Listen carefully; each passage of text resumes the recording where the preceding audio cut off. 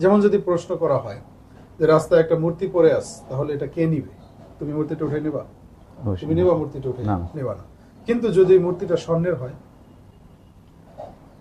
এমনি একটা মূর্তি পড়ে আছে, কেউ উঠে নেবে না। কিন্তু মূর্তিটা যদি স্বর্ণের হয়, that will be very tough for, মানে অনেকের জন্যই, যে এটা রেখে ওখানে যেতে পারবে কিনা। হ্যাঁ, আমরা তাহলে মূর্তির পূজা করতেছি না, কিন্তু স্বর্ণের পূজা করতেছি, কেউ ডলারের পূজা করতেছি। আমরা গুরুত্বপূর্ণ যে বিষয়গুলোতে ভুল করি, এটা হলো আমাদের সঠিক পরিকল্পনার অভাব। এখন এই যে আমরা সঠিক বলি, আসলে সঠিক জিনিসটা কে ডিফাইন করবে যে এটা সঠিক, এটা ভুল? যে আমি কাউকে হয়তো অনেক সময় টাকা পয়সা দিয়ে হেল্প করতে না পারলেও কোনো একটা ভালো পরামর্শ দিয়া বা কোনো একটা মানুষের মন খারাপ, তাকে কিছুটা সাপোর্ট দিয়া, এরকম যখন আমি তাকে তার ডিপ্রেশনে তার সাথে কথা বলে তাকে একটা কিছু বোঝানোর চেষ্টা করি, তখন দেখা যায় আমার মধ্যে ওই জিনিসটা সহজে আসতে পারে না। যারা মেরিনে লেখাপড়া করে, তাদের লাইফটা অনেক সময় একটা গণ্ডির মধ্যেই কেটে যায়।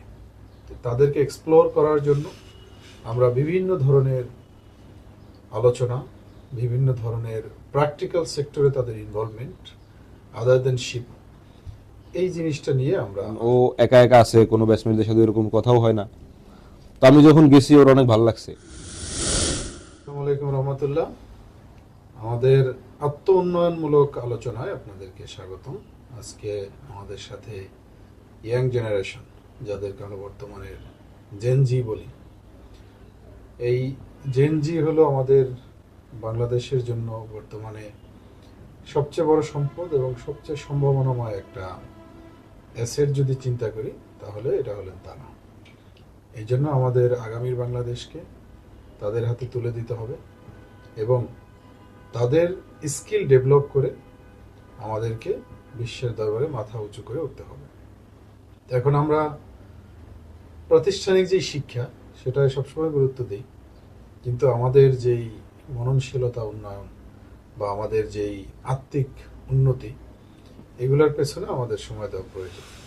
তো এই কারণে আজকে আমরা আপনাদের সাথে শেয়ার করব যে বিষয়গুলো আমরা এখানে করি, এবং এটা নিয়মিতই করব ইনশাল্লাহ। বিশেষ করে যারা মেরিনে লেখাপড়া করে, তাদের লাইফটা অনেক সময় একটা গণ্ডির মধ্যেই কেটে যায়।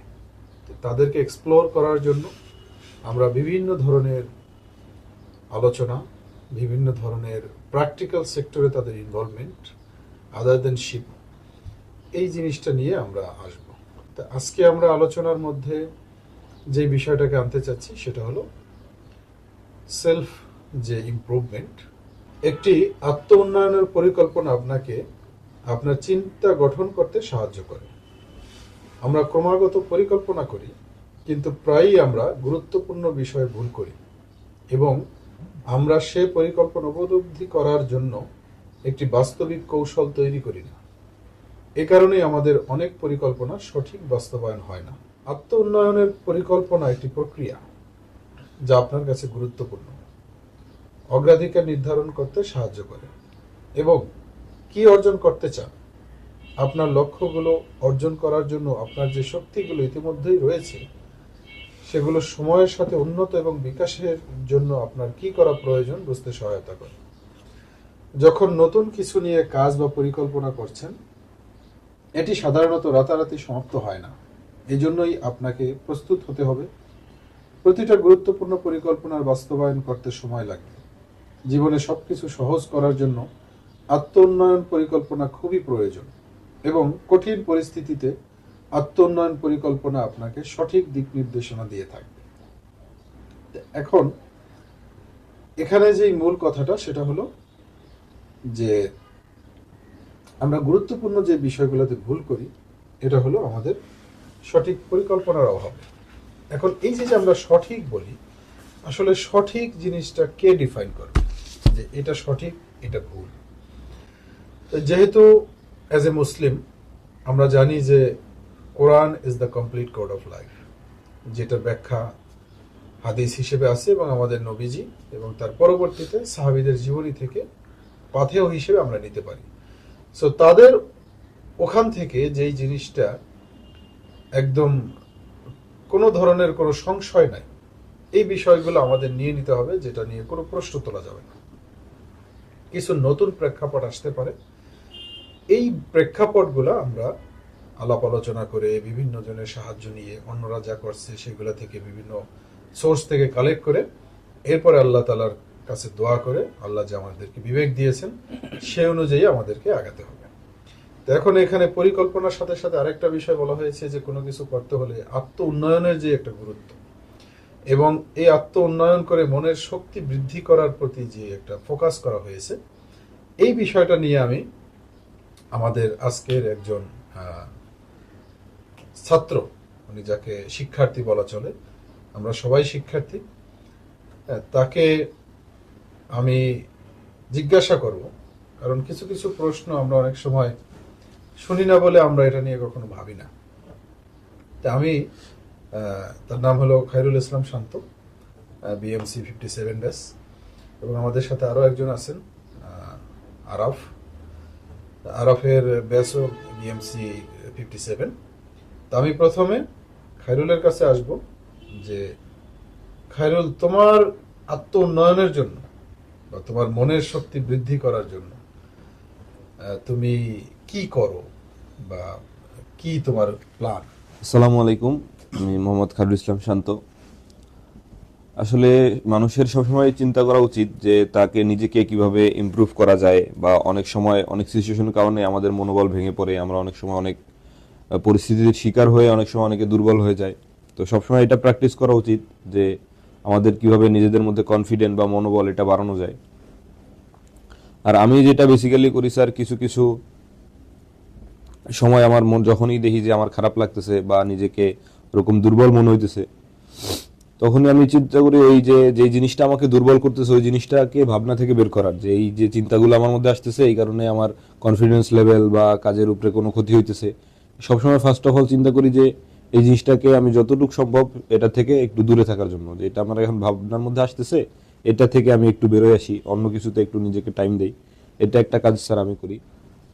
আর স্যার কিছু মোটিভেশন নিজের মধ্যে সবসময় রাখার চেষ্টা করি, যে না আমি যতদূর আল্লাহ যতদিন হায়াতের মধ্যে বাঁচায় রাখে সবসময় চেষ্টা করব যে কোনো আমার থেকে যেন কখনো কোনো মানুষের কোনো ক্ষতি না হয়। যে আমি কাউকে হয়তো অনেক সময় টাকা পয়সা দিয়ে হেল্প করতে না পারলেও কোনো একটা ভালো পরামর্শ দিয়া বা কোনো একটা মানুষের মন খারাপ তাকে কিছুটা সাপোর্ট দিয়া, এরকম যখন আমি তাকে তার ডিপ্রেশনে তার সাথে কথা বলে তাকে একটা কিছু বোঝানোর চেষ্টা করি, তখন দেখা যায় আমার মধ্যে ওই জিনিসটা সহজে আসতে পারে না। যেমন কালকে একটা ব্যাচমেটে দেখতে গেলাম, তো ওরে অনেক সময় ওর সাথে সময় দিছি।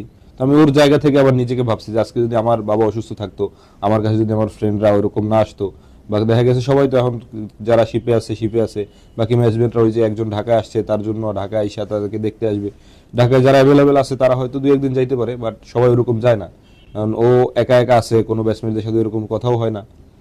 তো আমি যখন গেছি ওর অনেক ভালো লাগছে, আরাফও ছিল আমার সাথে। তো ও যখন এক্সপ্রেস করতেছিল যে আসলে একা একা ভালো লাগতেছে না, কেউ আসেও না, তোর আসছিস সবাই ভালো লাগছে, তখন আমি আবার ওর জায়গায় নিজেকে নিয়ে চিন্তা করলাম যে আজকে যদি আমার বাবা অসুস্থ থাকতো, কেউ যদি এখানে না আসতো তখন কেমন লাগতো। এই জিনিসগুলো ভাইবা তো ওকে যখন আমি কথা বলছি তখন আমার মনে হয় যেন আমার নিজের মধ্যেও একটা কনফিডেন্স লেভেল গ্রো হয়েছে। যে এই জন্য সবসময় চেষ্টা করি যে মানুষকে কিছু ভালো পরামর্শ দিয়া বা কথা বইলা দেখেছে, যাতে নিজের নিজের সময় যখন এরকম সিচুয়েশন আসে তখন যেন একটা শক্তি পাই। ধন্যবাদ খায়রুল। খায়রুলের আসলে এই কথা থেকে অনেক কিছু বের হয়ে আসলো।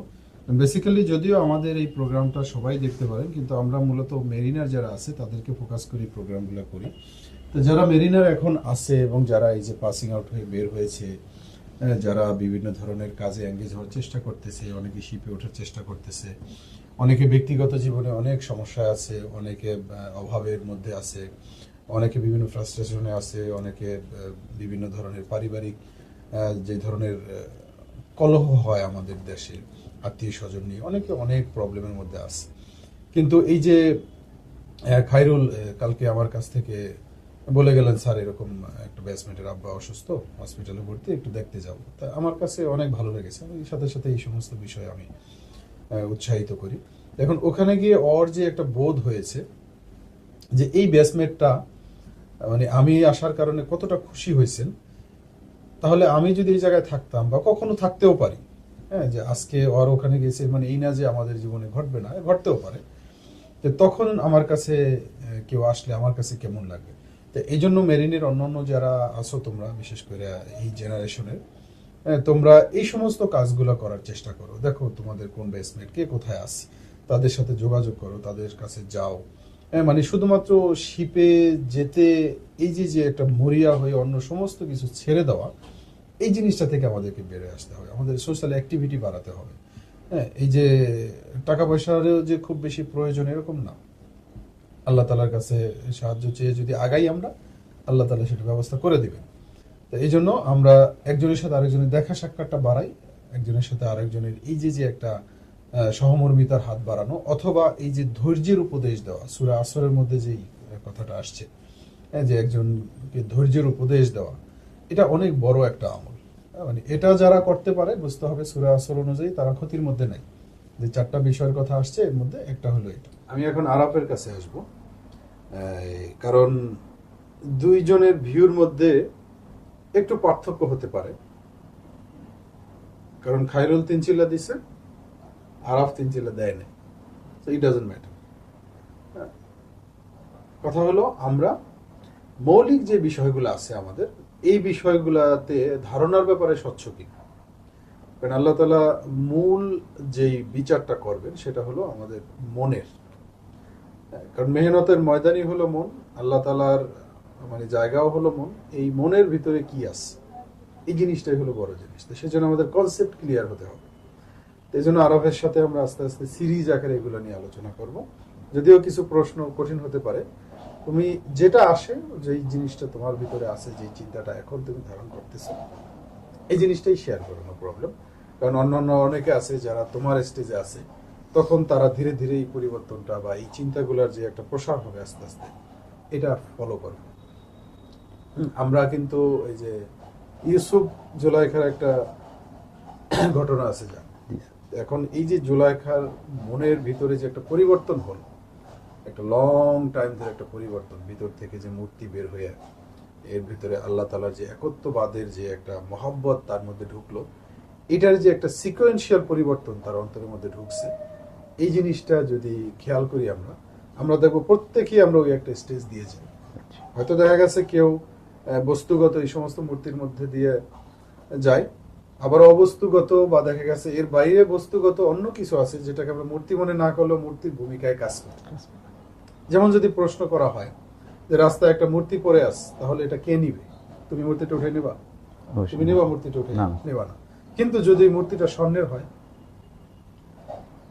এমনি একটা মূর্তি পড়ে আছে, কেউ উঠে নেবে না। কিন্তু মূর্তিটা যদি স্বর্ণের হয়, that will be very tough for মানে অনেকের জন্যই, যে এটা রেখে ওখানে যেতে পারবে কিনা। হ্যাঁ, আমরা তাহলে মূর্তির পূজা করতেছি না, কিন্তু স্বর্ণের পূজা করতেছি, কেউ ডলারের পূজা করতেছে। এই জন্য আমাদের মানসপটে বা আমাদের অন্তরের ভিতরে কোন বিষয়ের প্রতি একিন আছে বা কোনটার প্রভাব অনেক বেশি, এটা আমাদেরকে ফাইন্ড আউট করে ধীরে ধীরে এখানে রিপ্লেসমেন্টে যাইতে হবে একত্ববাদের শক্তির। তো এই জন্য তোমার কাছে প্রশ্ন হলো, আল্লাহ এই যে শব্দটা, যিনি আমাদের সৃষ্টি করেছেন, মানে আল্লাহর ব্যাপারে তোমার ধারণা কি? বলতো, হু ইজ হি?